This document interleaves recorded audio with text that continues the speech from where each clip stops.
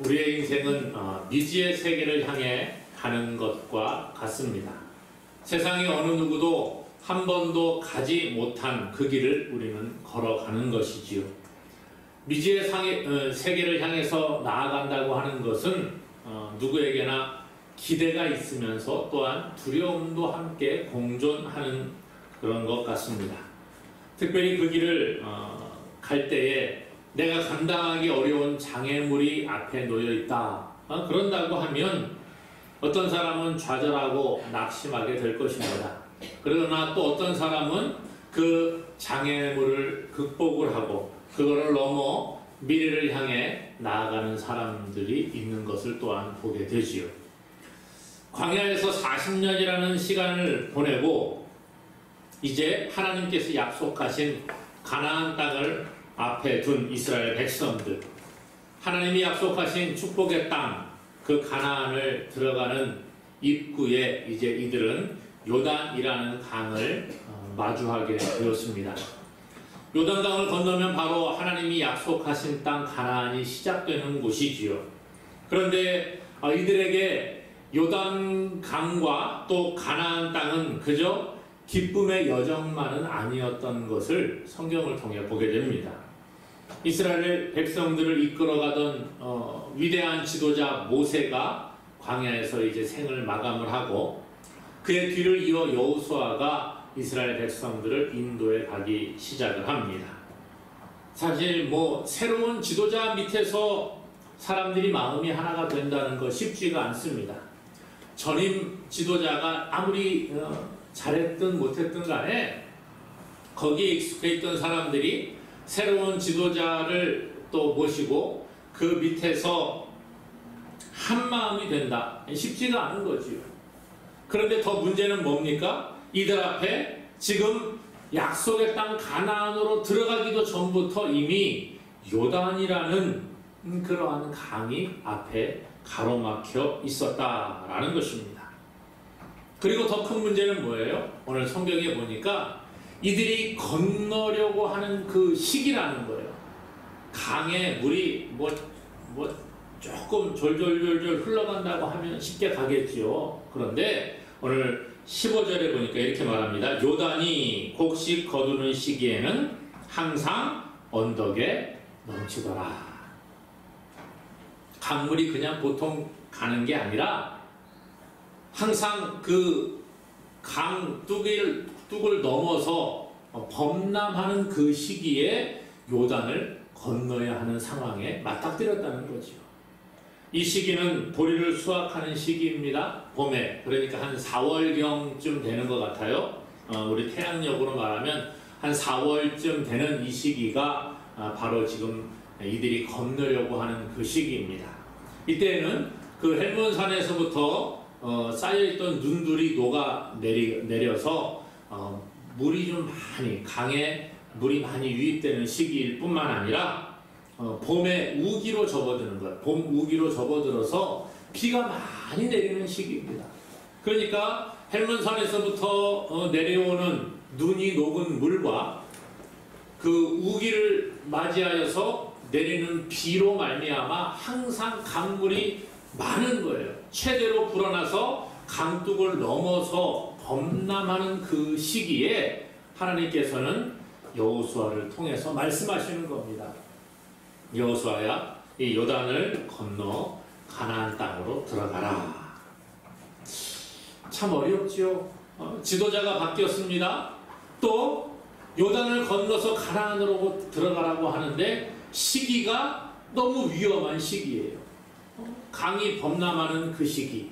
우리나라도 여름에 늦여름이 되면 이제 비가 많이 내리고 그렇게 강물이 불어나는 그런 때가 있습니다.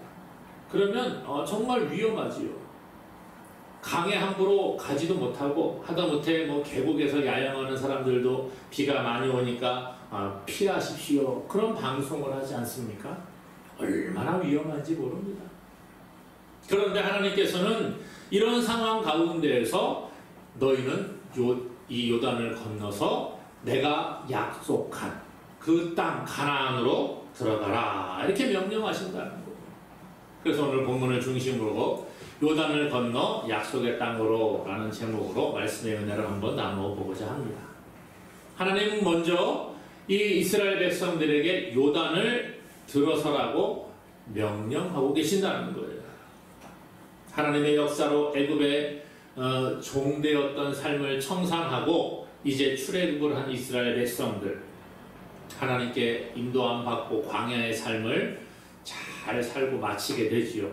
그리고 약속하신 가나안 땅을 들어갈 준비를 합니다. 시딤에 머물면서 이제 그 가나안 땅의 첫 성인 여리고 성을 정탐하기 위해 정탐꾼 2명을 보내고 옵니다. 그리고 이제 시딤을 떠나서 드디어 하나님께서 말씀하시는 그 땅을 가는데 요단을 건너 그 여리고가 보이는 그 앞에 맞닥뜨려지게 되었다는 것이지요. 아까 말씀드린 것처럼 시기가 아주 위험한 시기입니다. 그렇죠. 요단 강물이 불어서 강을 넘는, 강둑을 넘는 아주 위험한 시기였습니다. 이런 상황 가운데서 이스라엘 백성들은 하나님께서 주시겠다고 약속하신 가나안 땅을 가야 되는데 하나님 조금 쉬었다가 강물이 좀 가라앉은 그런 때가 되면 건너가면 좋겠습니다. 이렇게 말하면 얼마나 좋아요. 그렇죠? 그런데 하나님은 하필이면 지금 건너가라는 거예요. 우리 사람의 생각으로 볼 때에는 아주 미친 행동인 것 같습니다. 물론 하나님께서 큰 역사들을 이루신 것들을 이들이 경험했지요. 애굽을 나올 때에 그 홍해를 가르신 하나님, 그것을 경험한 사람도 있을 것이고 경험하지 못한 그러한 후 세대들도 함께 섞여 있는 상황입니다. 광야에서 하나님께서 만나를 주시고 메추라기를 주시는 것을 경험을 했습니다. 그런데 이제 이 요단을 건너가라고 하는데 요단 너무 힘든 거예요. 너무 괴로운 겁니다. 어떻게 해야 될까? 알 수가 없는 거지. 정말 무섭기도 하고 그렇지 않습니까? 강을 넘어가는 거니까 어렵습니다. 그런데 하나님이 명령하시는 거예요. 야, 요단 건너가라. 정말 얼마나 마음에 두려움이 있었을까. 지금 우리가 살아가는 이 시대도 요단처럼 이렇게 많은 문제들이 우리 가운데 다가온다는 거예요. 물이 불어 넘치는 요단강과 같은 이러한 무서운 환경들을 우리가 맞닥뜨릴 때가 참 많이 있습니다. 우리를 두렵게 만들고 내 힘으로 그것을 이길 수 없을 것 같은 그러한 강력한 문제들이 우리에게 다가올 때가 있다는 거예요. 우리 주변 환경을 바라보면 비관적이고 희망이 없어 보이는 그러한 환경을 우리가 맞닥뜨릴 때가 있습니다. 가정의 어려운 문제들, 또 사회의 경제적인 어려움들, 많은 어려움들이 우리 가운데 있잖아요. 그러나 이러한 환경을 우리는 바라보아서는 안 된다는 거예요. 환경을 바라보면 좌절하고 할 수 없다는 말들이 우리의 입술에서 나올 수밖에 없다는 것이지요. 그런데 우리는 부딪혀보지도 않고 처음부터 그렇게 말한다는데 문제가 있습니다. 부딪혀보기 전에 환경을 먼저 봅니다. 그리고 불평하죠. 두려움 가운데 빠지게 됩니다. 희망이 보이지 아니하고 불확실한 미래로 인해 좌절하고 낙심하게 되는 거예요. 물질의 문제가 우리를 옥죄해 오니까 우리가 좌절합니다. 정말 힘들구나. 코로나 때문에 더 경기가 안 좋고 물가는 올라가니까 정말 어떻게 살아가야 될까 갑갑할 때가 있습니다. 요즘 건강이 좋지 못한 분들도 많이 계시는 것 같은데 건강의 문제로 우리가 힘들어하기도 합니다. 내가 이러다 정말 죽는 게 아닐까? 이런 생각이 우리를 붙잡을 때가 있다는 거예요. 내가 이러다 이제 일어나지 못하고 그냥 하나님의 부름을 받는 것은 아닐까? 이런 두려운 문제들이 우리 가운데 찾아오기도 합니다. 사실 이 코로나 시대를 지내면서 교회들이 참 많은 어려움 가운데 있지요. 교회 문제들로 힘들어합니다. 하나님을 예배하는 것도 쉽지가 않고 또 전도하는 것도 더 어렵고 코로나 이전의 시대보다 지금 우리가 코로나와 함께 살아가야 되는 이 시대, 전도의 문이 막히고 있다. 많은 분들이 그런 이야기를 합니다. 그리고서 처음부터 아예 포기를 합니다. 그렇지 않나요? 전도 나갔더니 사람들이 서로 마스크 쓰고 가까이 오는 것도 피하고 모르는 사람 만나려고 하지도 않고 접촉을 하려고 하지도 않습니다. 마치 무슨 병균 보듯이 코로나 보균자가 내 옆에 오는 것처럼 그렇게 거부 반응을 일으키지요. 과거에도 그랬지만 지금은 더 심하다는 거예요. 그러다 보니 교회가 전도의 문이 점점 좁아지고 있다고 걱정하고 염려를 합니다. 안 된다고 생각을 하고 포기할 때가 많이 있죠. 그러나 사랑하는 여러분, 하나님은 우리 앞에 놓여있는 요단 강과 같은 그러한 문제들, 내 힘으로 어떻게 할 수 없는 두려움을 주는 그 문제들을 맞닥뜨리라고 이야기하는 거예요. 너희가 요단에 들어서라 말씀하고 계시는 겁니다. 오늘 안 된다는 생각을 가지지 말고 우리 앞에 놓여있는 문제들과 함께 부딪힐 수 있는 우리 믿음의 사람들 될 수 있기를 간절히 소망합니다. 하나님은 우리에게 요단으로 들어서라고 말씀하시는 거예요. 믿음으로 요단에 들어가는 행동을 요구하시는 겁니다. 하나님은 우리에게 결단하고 말씀에 순종하여 행동으로 옮기기를 원하고 계시는 겁니다. 앞에 말씀드린 것처럼 지금 이들이 건너야 될 요단강은 물이 범람하는 시기였습니다. 많은 어려움이 있지요. 이렇게 위험한 시기에 요단을 들어간다. 행동을 요구하는 겁니다. 오늘 말씀해 보니까요, 하나님의 그 명령에 이들이 이제 순종을 하기 시작을 하는데요. 언약궤를 맨 제사장들이 먼저 앞에서 요단에 들어가야 했습니다. 15절에 보니까 요단이 곡식 거두는 시기에는 항상 언덕에 넘치더라. 궤를 맨 자들이 요단에 이르매 궤를 맨 제사장들의 발이 물가에 잠기자.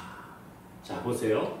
하나님의 역사하심을 보기 위해서는 환경이 어렵다고 할지라도 하나님의 명령에 순종하는 행동이 있어야 된다는 거예요. 말씀에 순종하는 자가 되어야 하는 것이지요. 인간적으로 계산하고 이것저것 따져보면 안 되는 것입니다.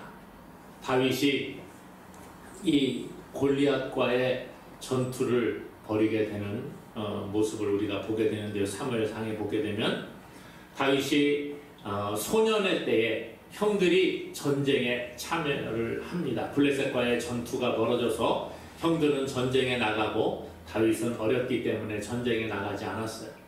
그러다가 이제 형들에게 물건을 또 먹을 것을 전달하기 위해 그 전쟁터에 가게 됩니다. 가서 보니까 아주 어마어마한 거인 골리앗이 앞에서 막 소리를 지르고 있고 이스라엘 군대들은 무서워서 떨고 전쟁을 못하고 있는 상황이 벌어지고 있었습니다. 그리고 그 골리앗은 여호와 하나님을 막 능욕하는 그러한 말들을 하고 있는 것이죠. 그것을 보고 이 소년 다윗이 자기가 나아가서 싸우겠다고 합니다. 사울왕은 보니까 참 기가 막힌 거예요. 소년이 와가지고 왕이시여 제가 저 골리앗과 싸우겠습니다. 그렇게 말합니다.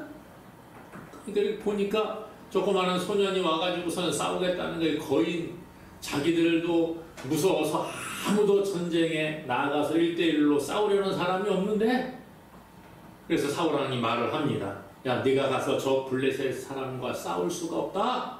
너는 소년이고 그는 어려서부터 용사로 키움을 받은 그런 사람이다. 그렇게 말하는 거예요. 사울왕이 보니까 골리앗은 어려서부터 용사로 기름을 받은 아주 그냥 전쟁에서 승전만 했던 그러한 용사고 다윗은 말 그대로 소년이었다는 거예요. 전쟁에 나갈 나이도 되지 않은 소년이었습니다. 그러니까 얼마나 기가 막혀요. 그런데 다윗이 말합니다. 왕이시여 저는 아버지의 양을 지킬 때에 사자나 곰이 와서 양떼를 물어가게 되면 그 새끼를 물어가는 그 사자나 곰을 치고 그 입에서 새끼들을 건져냈습니다. 그들이 일어나서 해하려고 하면 수염을 잡고 그것을 쳐서 죽였습니다. 이런 고백을 하는 거예요. 그러면서 하나님께서 다윗이 사자와 곰을 치게 하신 것처럼 하나님께서는 오늘 이 싸움에서도 이기게 하실 줄로 믿습니다. 이런 고백을 합니다.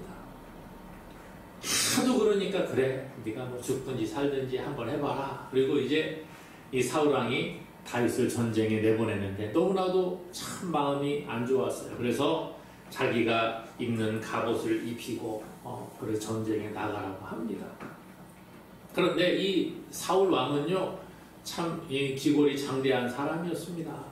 그런데 소년 다윗에게 자기가 입는 갑옷을 입히니까 얼마나 불편하겠어요. 다윗이 좀 걸어보더니 왕이여 이거 안 되겠습니다. 그리고 익숙치 않으니까 벗어버리고 자기가 가지고 있는 물매와 그 매끄러운 돌 5개를 골라서 전쟁에 나가게 됩니다. 사무엘상 17장 45절에 보니까요. 다윗이 블레셋 사람에게 이르되 너는 칼과 창과 단창으로 내려오거니와 나는 만군의 여호와의 이름 곧 내가 모욕하는 이스라엘 군대의 하나님의 이름으로 내게 나아가노라. 이 골리앗은 칼과 창과 단창을 가지고 전쟁에 나갔지만 다윗은 그 만군의 하나님 여호와의 이름을 의지하여 나아갔다는 거예요. 인간적으로 볼 때는 싸움이 되지가 않는 것입니다. 마치 초등학생과 그냥 그 훌륭한 특전사와 싸움을 하는 것 같은 그런 모습이지요. 그럼에도 불구하고 하나님의 이름으로 다윗이 골리앗을 상대했을 때 다윗이 승리한 줄로 믿으시기를 바랍니다. 이것이 하나님의 역사였다는 거예요. 오늘 하나님께서는 사람의 생각을 버리고 하나님의 말씀에 순종하라는 거예요. 요단에 들어서라고 말씀하고 계십니다. 그런데 먼저 제사장들이 언약궤를 메고 들어가라 그렇게 말씀하시지요. 제사장들이 언약궤를 메고 먼저 요단에 들어가라는 거예요. 제사장들의 순종을 요구하고 계십니다. 그리고 오늘 말씀해 보니까 제사장들이 그 언약궤를 메고 순종하여 요단 물가에 발을 잠그게 될 때에 하나님의 역사가 일어나게 된 줄로 믿습니다. 약속의 땅에 들어가기 위해서는요 광야를 완전히 벗어나야 됩니다. 발이 물에 완전히 잠기도록 광야를 벗어날 때 하나님의 역사가 일어난다는 거예요. 그곳에 머물러 있어서는 안 되는 겁니다. 제사장들이 한 발은 광야에 두고 한 발은 요단 강에 이렇게 집어넣었을 때의 역사가 일어난 게 아니에요. 말씀해 보니까 제사장들이 모두가 다 그 강에 들어갔을 때에 발이 물에 잠겼을 때에 하나님의 놀라운 역사가 일어나게 된 것입니다. 광야에 한 번 발을 놔두고 또 한 발은 이렇게 요단에 놓고 들어갈까 말까, 야 들어가다가 저 물에 휩쓸려 내가 죽으면 어떻게 하나, 머뭇머뭇하지 않았다는 거예요. 약속의 땅을 가기 위해서는 요단을 건너가야 합니다. 요단에 들어가야 됩니다. 하나님의 약속을 믿고 행동하는 믿음이 있어야 합니다. 비록 요단강이 범람하는 무서운 시기입니다. 정말 사람이 눈으로 볼 때 귀로 들리는 소리가 무섭게 들리죠. 강물이 범람하는 시기에 물이 흘러가는 그 어마어마한 소리들, 강이 범람하는 그 물을 보면서 얼마나 두려웠겠어요. 그럼에도 불구하고 두려움을 이기고 하나님의 말씀에 순종해야 한다는 거예요. 하나님은 그 작은 순종을 요구하시는 겁니다. 아까 15절에 보니까 뭐라고 말씀했어요? 15절에 요단이 곡식 거두는 시기에는 항상 언덕에 넘치더라. 괴를 맨 제사장, 괴를 맨 자들이 요단에 이르며 궤를 맨 제사장들의 발이 물가에 잠기자. 자 보세요. 발이 물가에 잠겼다. 완전히 몸이 다 들어간 게 아니라는 거예요. 하나님의 역사가 언제 일어났어요? 제사장들의 발이 물가에 살짝 잠겼습니다. 깊이 들어간 것도 아니에요. 야, 너 강 중간에까지 들어가라. 수영해서 들어가면 그때 역사가 일어날 것이다. 그게 아니라는 거예요. 하나님의 말씀은 요단에 들어가는 겁니다. 그런데 많은 순종을 요구하는 게 아니라 아주 작은 순종을 요구하셨죠. 제사장들이 순종해서 들어갑니다. 발만 물가에 살짝 잠겼는데 그때 하나님의 놀라운 역사가 일어나게 된 줄로 믿습니다. 하나님은요, 우리가 하나님의 말씀에 순종해서 두려운 환경을 이기고 순종의 첫 발을 내디딜 그때에, 작은 순종이 있을 그때에 하나님의 역사는 시작된다는 것이, 우리 앞에 놓인 요단강과 같은 그러한 문제들이 우리를 두렵게 한다고 할지라도 우리는 그것을 이기고 순종의 첫 발을 내디딜 수 있기를 바랍니다. 머뭇머뭇해서는 안 된다는 거예요. 발을 담그는 그 행동이 있을 때에 하나님은 그 사람을 통하여 역사를 이루어 가시는 줄로 믿습니다. 엘리야가요, 바알과 아세라를 섬기는 선지자들과 영적인 전쟁을 갈멜산에서 벌이게 됩니다.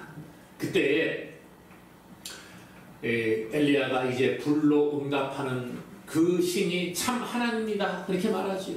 그때 영적 전쟁을 벌일 때에 이 바알 선지자들과 함께 갈멜산에서 먼저 엘리야가 이런 이야기합니다. 열왕기상 18장 21절에 보니까 엘리야가 모든 백성에게 가까이 나아가 이르되 너희가 어느 때까지 둘 사이에서 머뭇머뭇하려느냐.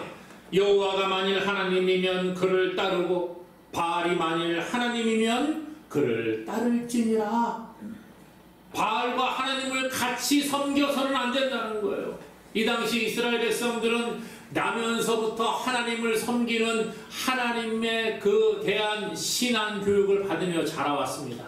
그러나 동시에 바알을 섬기고 아세라를 섬기는 우상 숭배를 했다는 거예요.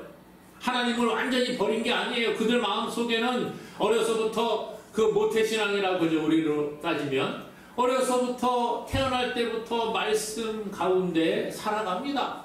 그렇지만 동시에 또 바알도 섬기고 아세라도 섬기는 거예요.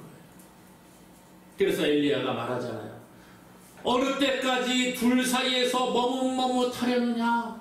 하나님도 섬겼다가 바알도 섬겼다가 왔다 갔다 한다는 거지요. 그렇게 해서는 안 되는 겁니다. 사실 요단에 들어가는 게 쉽지가 않습니다. 목숨을 내놓는 그러한 결단이 있어야 되지요. 그럼에도 불구하고 하나님은요, 광야를 포기하고 요단을 들어가라는 거예요. 요단을 들어가려면 광야의 삶을 포기해야 합니다. 자기가 태어나고 자신들이 자라와서 생활했던 40년이라는 기간을 살았던 광야를 포기해야만 요단을 건너 약속의 땅 가나안으로 들어가야 되는 거예요. 가나안을 가기 위해서는 자신을 포기해야 합니다. 자기의 생각을 내려놓고 하나님의 말씀에 순종하는 것이 있어야 되는 거지요. 애벌레가 나비가 되기 위해서는 번데기가 되는 과정을 겪어야 되는 거예요. 예수님께서도 우리에게 생명을 주시기 위해 당신의 삶을 포기하시고 십자가에 당신을 내어주시는 죽음의 모습을 보여주셨습니다. 예수님이 십자가에서 죽으심으로 말미암아 부활의 영광이 우리에게 임한 줄로 믿습니다. 예수님은 십자가를 지심으로, 십자가에서 죽으시고 무덤에 들어가심으로 말미암아 부활의 첫 열매가 되셨다라는 거예요. 예수님의 십자가의 죽음이 없었다고 한다면 우리에게도 부활의 열매는 있을 수가 없는 것입니다. 우리가 하나님께서 약속하신 축복의 땅을 들어가기 위해서는 먼저 요단에 들어가는 결단이 있어야 합니다.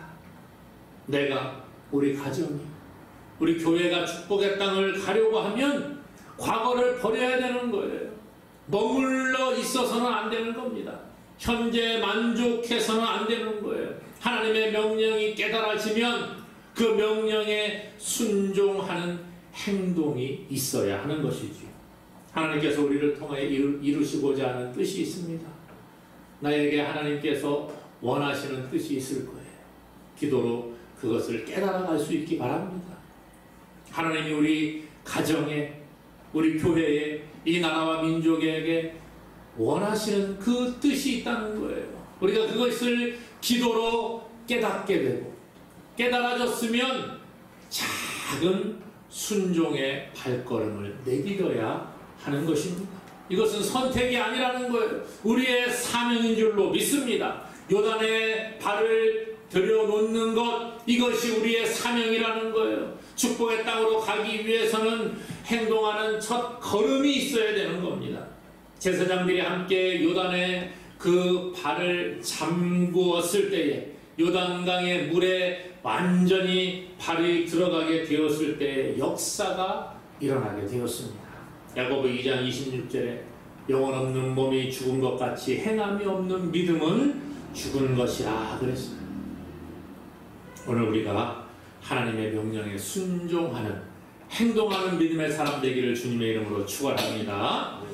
하나님께서는요, 하나님과 함께 하나님의 말씀을 따라 약속의 땅으로 나아가기를 원하고 계시는 겁니다.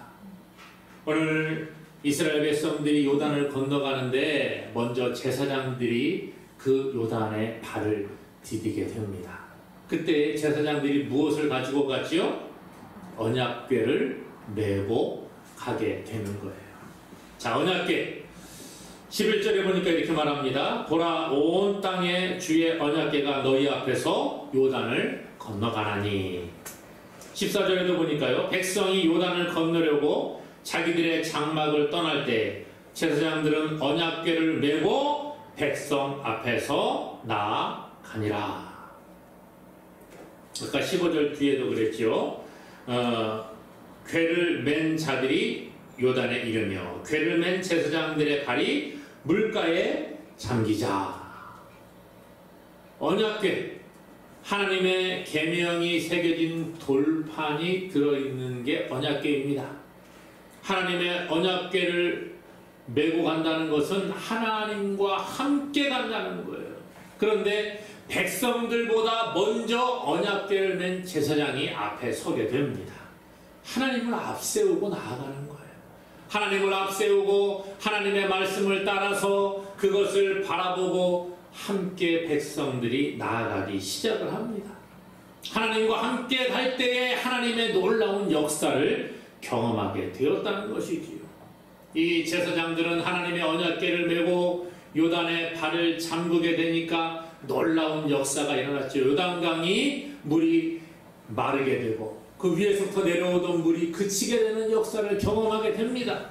그리고 이들이 어디까지 가요? 먼저 건너가 버린 것이 아닙니다. 17절에 보니까 이 제사장들이 언약궤를 메고 요단 가운데 들어갑니다. 중간에 서서 마른 땅에 굳건히 서서 백성들이 다 지나갈 때까지 그곳에 머물러 있는 거예요. 하나님이 함께 하시는 그 때에 하나님의 역사를 경험하게 되었다라는 거지요. 이스라엘 백성들은 항상 하나님의 임재의 상징인 언약궤를 앞세우고 언약궤와 함께 살아갔습니다. 지금 요단을 건너는 순간에도 언약궤를 맨 제사장들이 먼저 요단의 발을 잠글 때 물이 끊어지는 역사를 경험하게 됩니다. 오늘 우리는 하나님을 믿는다고 하면서 내 생각대로, 내 의지대로 살아갈 때가 너무 많아요. 하나님과 동행한다고 하면서도 하나님은 저 뒷전에 모셔놓고 하나님 제가 먼저 갈 테니까 천천히 따라오시면 됩니다. 그렇게 할 때가 있습니다.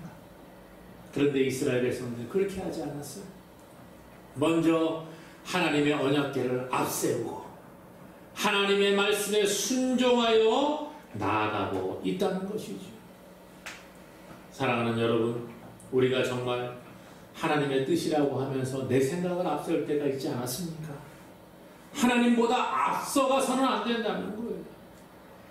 하나님을 따라가는 자가 되어야 합니다. 주와 함께 동행하고 주님을 앞세워서 주님이 인도하시는 길을 따라가는 것, 그것이 축복의 땅으로 나아가는 비결인 줄로 믿습니다. 우리는요, 너무나도 하나님 아닌 다른 것을 따라갈 때가 많아요. 내 생각을 앞세워서 내 의지대로 가고, 하나님이 아니라 사람을 의지해서 권력을 따라가고 돈을 따라가고 명예를 따라가는 게 우리의 모습 아닙니까? 세상의 성공을 따라서, 그래 사람들이 이렇게 하니까 성공하더라, 성경은 그렇게 말하지만 그것은 성경 이야기고 사람들은 이렇게 하니까 성공하더라, 그것을 따라갈 때가 얼마나 많이 있습니까? 우리는요, 세상의 방법을 익히는데 열심을 냅니다. 그러나 하나님의 방법을 찾고자 하는 데는 너무나도 둔한 모습을 보게 되는 것이에요. 그러나 우리는 세상이 아니라 하나님, 예수님, 성령님을 앞세우고 살아가야 합니다. 하나님의 말씀을 따라 살아갈 때에 우리가 축복의 땅으로 나아가고 승리자의 삶을 살아가게 되는 줄로 믿습니다. 하나님을 모신 사람은 지금 우리 앞에 놓여져 있는 문제가 더 이상 문제가 아니라는 거예요. 이들은 요단이 범람하는 시기에 요단을 건너 약속의 땅 가나안으로 들어갑니다. 그때 하나님을 앞세우고 먼저 작은 순종을 했을 때에 요단강이 끊기는 놀라운 역사를 경험하게 되었다는 거예요. 뿐만 아니라 하나님께서는 요단강을 건너가게 하시고 그들의 앞에 있는 대적들을 없애주시겠다, 그런 약속을 하시지요. 본문 10절에 보니까요, 또 말하되 살아계신 하나님이 너희 가운데서 계시사 가나안 족속과 헷 족속과 히위 족속과 브리스 족속과 기르가스 족속과 아모리 족속과 여부스 족속을 너희 앞에서 반드시 쫓아내실 줄을 이곳으로서 너희가 알리라. 아멘. 요단을 건너감으로 말미암아 하나님의 역사를 보고 그 가나안 땅에 살아가는 원주민 7 족속을 하나님이 반드시 쫓아내실 것을 너희가 알게 될 것이다, 그렇게 말해주고 있습니다.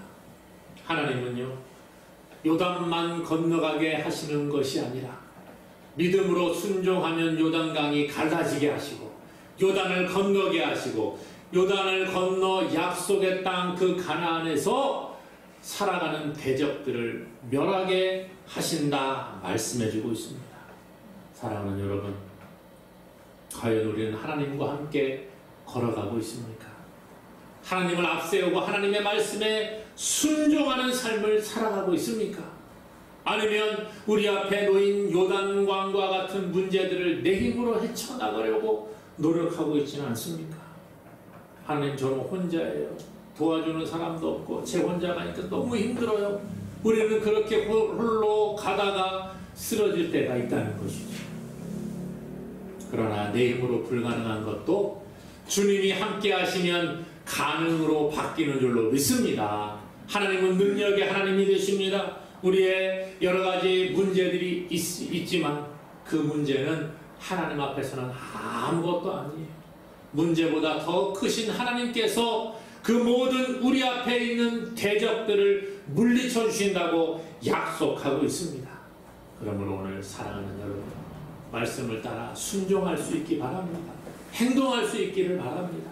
작은 한 걸음의 순종이 하나님의 큰 역사를 이루는 줄로 깨닫고 말씀에 순종함으로 하나님께서 약속하신 그 약속의 땅, 생명의 땅을 취하는 저와 여러분 되기를 주님의 이름으로 간절히 축원합니다.